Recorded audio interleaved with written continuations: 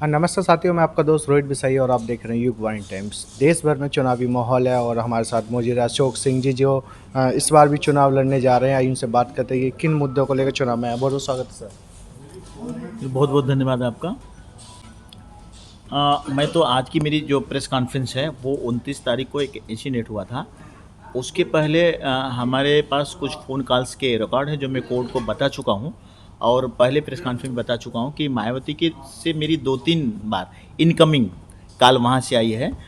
उनके रेसिडेंसी जैसे हमेशा मैं उनके पार्टी में था तो आती थी, तो 3 बार ऐसे 3 दिन कंटिन्यू मेरे से उनसे बात हुई है मायावती जी से।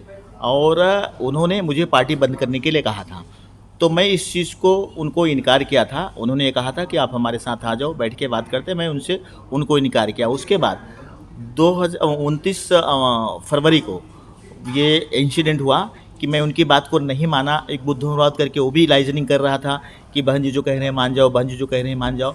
हमने नहीं माना तो हमारे राष्ट्रीय महासचिव पे हमला हुआ 29 तारीख को, और ये कह के हमला हुआ कि कहाँ है तुम्हारा राष्ट्रीय अध्यक्ष अशोक सिंह, हम उसको जान से ख़त्म कर देंगे।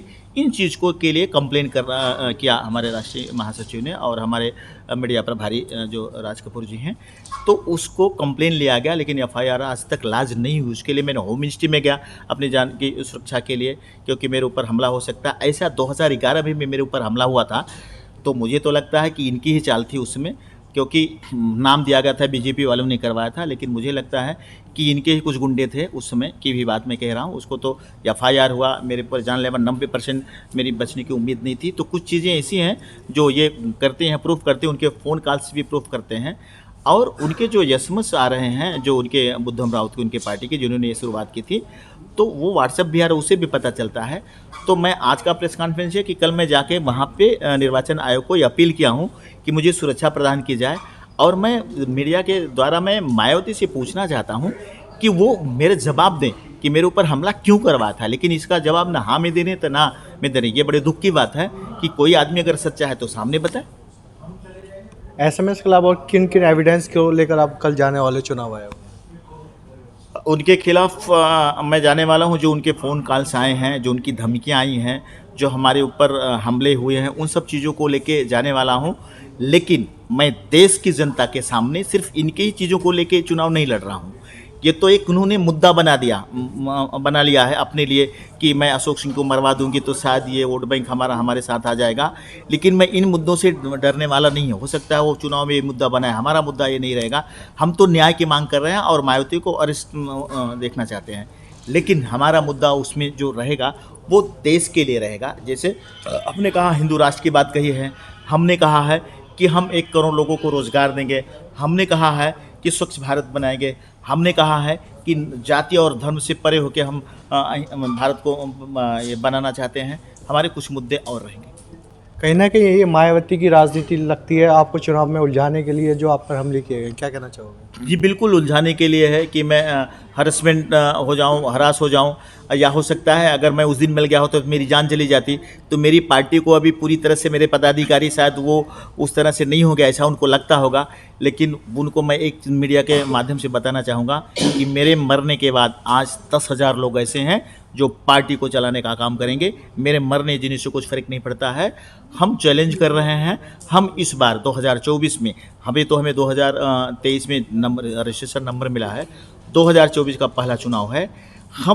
मैं ना ही एनडीए की सरकार बनने दूंगा, ना इंडिया की सरकार बनने दूंगा।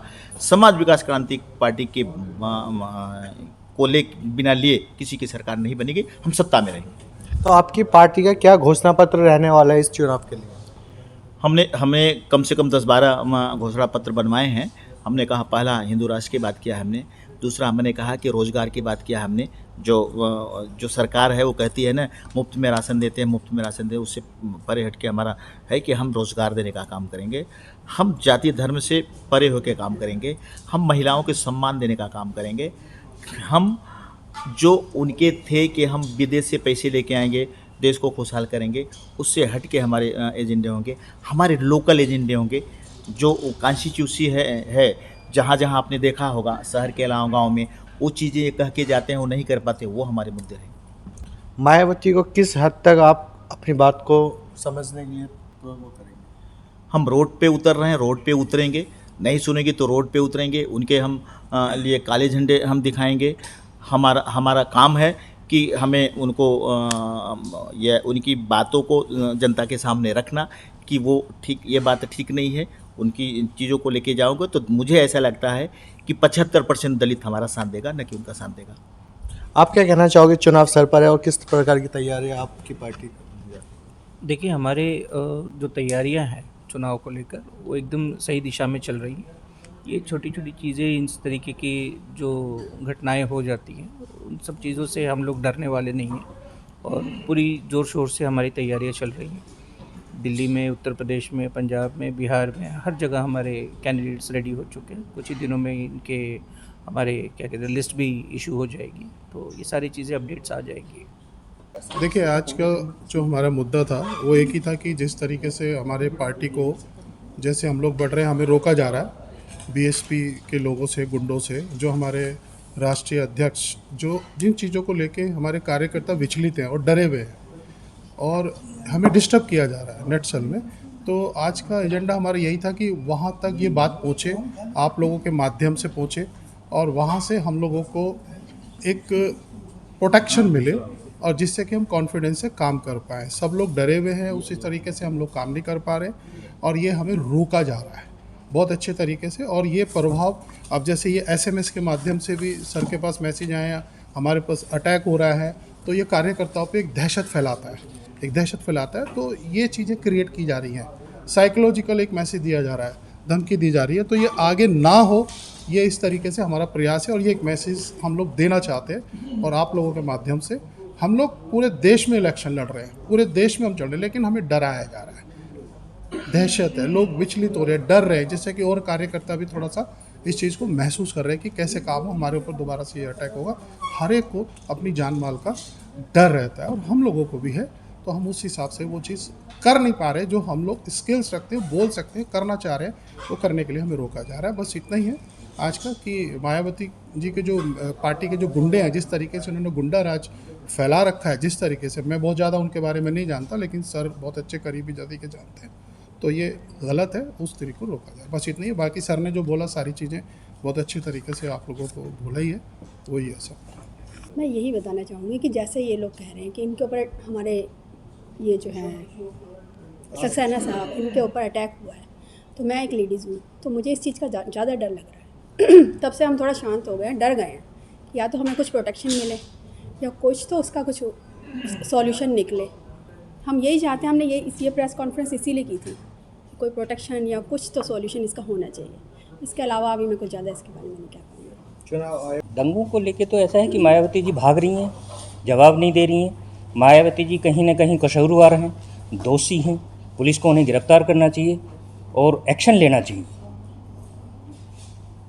बाकी तो रणनीति होगी हमारी इलेक्शन लड़ने की, जो भी रणनीति है आगे हम तय करेंगे। बैठक एक मीटिंग होगी, उसमें किस तरह से लड़ा जाए, कैसे लड़ा जाए, कैसे बचाव किया जाए, वो सब चीज़ें रहेंगी।